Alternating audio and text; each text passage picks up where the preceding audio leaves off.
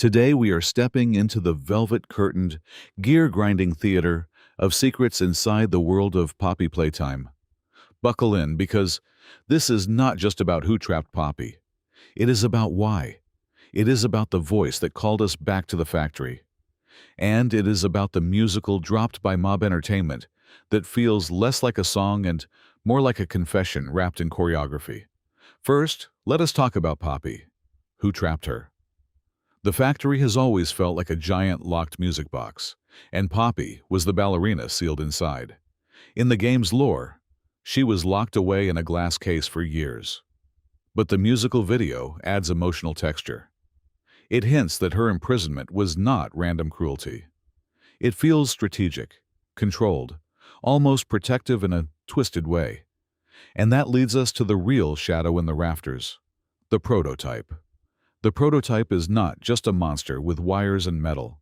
In the musical, his presence feels thoughtful, calculating, almost parental. The lyrics suggest he sees the experiments as children who were harmed by the system. When the song references giving them a home and keeping the orphanage from disappearing, it reframes him. Not as pure villain, but as a radical guardian. But here is the chilling part. Guardians can cage you too. The musical strongly implies that the prototype did not even know where certain characters were at first. It suggests he had to ask another experiment to locate them.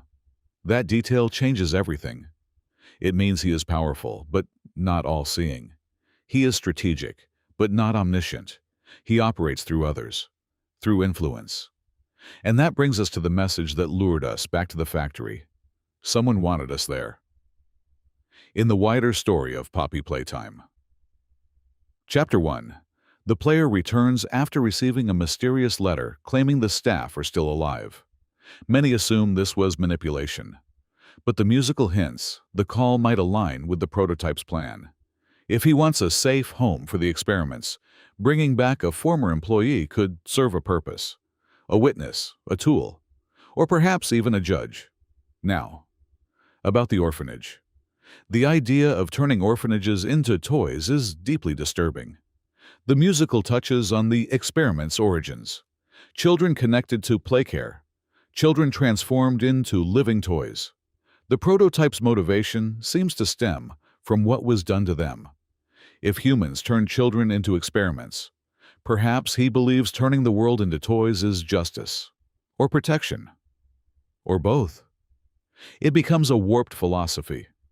If the world hurts children, remove the world. But here is my interpretation. The prototype may genuinely believe he is saving them. The tone of the music is not pure rage. It carries sorrow, determination, even longing. When he speaks about a safe home, it feels almost fragile, like he is trying to build a sanctuary from scrap metal and broken dreams. Yet safety, without choice, is still imprisonment. Poppy's role becomes fascinating here. She is intelligent, aware, strategic. She might not agree with the prototype's vision. If she was trapped, maybe it was because she opposed him. Maybe she wanted freedom, not containment. The musical leaves space for this interpretation. There is tension between protection and control, between salvation and domination. And the visuals in the musical amplify this theme. Dark factory corridors, mechanical motifs, almost theatrical framing. It feels like the prototype is staging his own narrative. He is not just acting, he is storytelling, trying to justify his actions. One more detail that stands out is how the experiments are portrayed. They are not mindless monsters in the musical. They feel like victims shaped by trauma. If the prototype had to ask one of them where others were, that suggests hierarchy. Communication, a network. He is building something, not chaos, a system. So, who trapped Poppy?